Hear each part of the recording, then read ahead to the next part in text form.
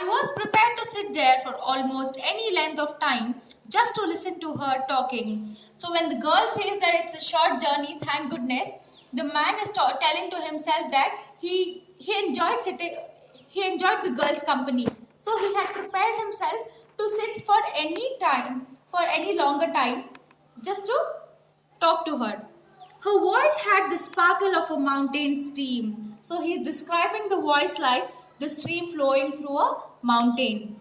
As soon as she left the train, she would forget our brief encounter, but it would stay with me for the rest of the journey and for some time after. So now he's also telling to himself that as soon as the girl gets down, she'll forget about our meet, but I will not forget, and it will be in my mind even after some time.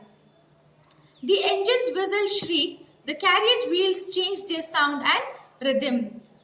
The engine's whistle shrieked means the train started to whistle.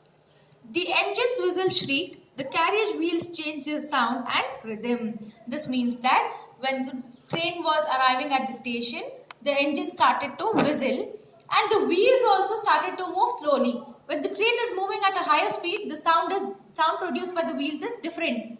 And when it's stopping, the sound is only completely different. So the narrator is describing even the engines and wheels, rhythm and sound. The girl got up and began to collect her things. I wonder if she wore her hair in a bun, or it was plaited, or if it hung loose over her shoulders, or if it was cut very short. Now, as soon as the train was reaching the station, the girl got up and she started to pack up to get down to the station. And now the narrator is thinking if the girl had long or short hair, or if her hair was tied or put in a bun. The train drew slowly into the station. Outside there was the shouting of porters and vendors and a high-pitched female voice near the carriage door, which must have belonged to the girl's aunt. And now the train has arrived at the station and he's telling how it was out. People and porters and vendors were screaming and a high-pitched voice. See how he's describing the voice of the girl's aunt? He's telling that her voice was too high. And he's also assuming that the high-pitched voice was the voice of this girl's aunt.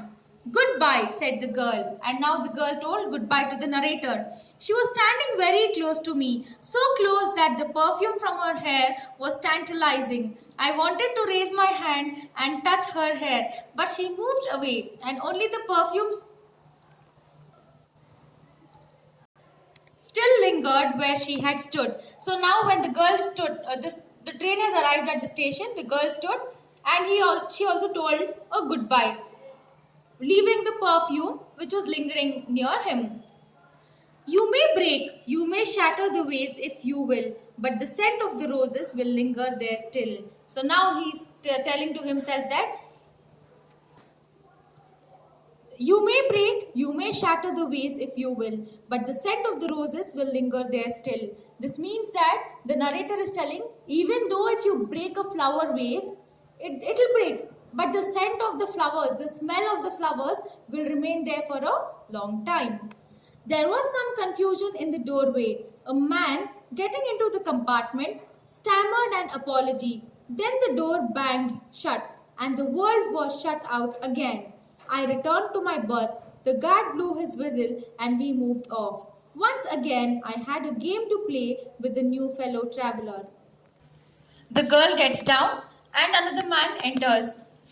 And then the door banged shut. This means the compartment's door was shut. And what he did, he returned back to his berth. This means when the girl had told look out of the window, the door was shut. And it was like the world was shut out again. This means when he was in a deep conversation with the girl, he was in a different world. And the moment she got down and the train also was leaving the station, the door was closed. So even his imagination with the girl's conversation was closed and it was like he came back to his own senses. And moreover, he's telling that he returned to his berth. This means he was sitting towards the window. But now he came and sat in his actual place. The guard blew his whistle and we moved off. And similarly, the guard from at the last compartment, he blew the whistle and the train moved off. Once again, I had a game to play with the new fellow traveler. So he's telling that I have to play a same game with this new traveler.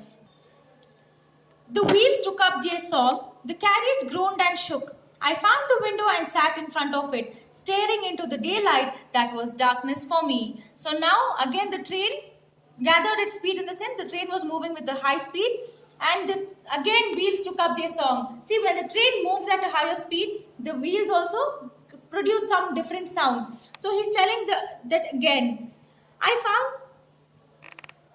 found the window and sat in front of it. Again, he's telling he found the window, he sat in front of it, and he was staring into the daylight. He's telling that he was looking out, and he's also telling that the daylight is also a darkness for him because his eye cannot see.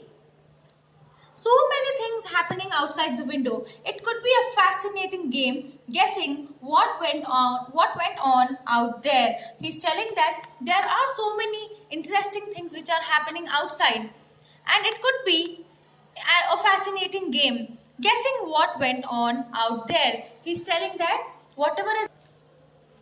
He's also telling that he's thinking to himself that everything is fascinating around. He's also feeling sad that he's not able to see because he's blind. And he's also, at the same time, he's also guessing as to what is happening. The man who had entered the compartment broke into my reverie. So now the man who entered into the compartment, he broke into my reverie, in the sense he was in his own thoughts. He broke into his daydream.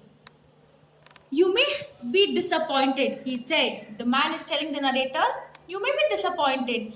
I am sorry, I am not as attractive a traveling companion as the one who just left. The man is telling sorry to the narrator, and he's telling, I'm not an attractive traveling companion.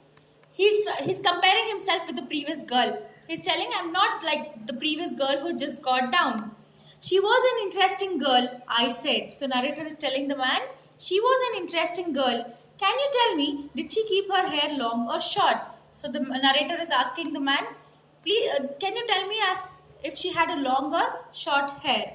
I don't remember, he said, sounding puzzled. So the man is telling, I don't remember, sounding puzzled, in the sense, in a confusion. It was her eyes I noticed, not her hair. See, the man is telling, I never noticed her hair. I just noticed her eyes. She had beautiful eyes. See, he's telling how beautiful her eyes were. But they were of no use to her. Man is telling, though she had such beautiful eyes, but that was of no use. She was completely blind. Didn't you notice? So man has revealed that her beautiful eyes were of no use because it had blindness in them. Why didn't you notice that she was blind? This is where the conversation ends, and the man gets to know that the girl is blind, and at the same time even he is blind. Clear? Thank you.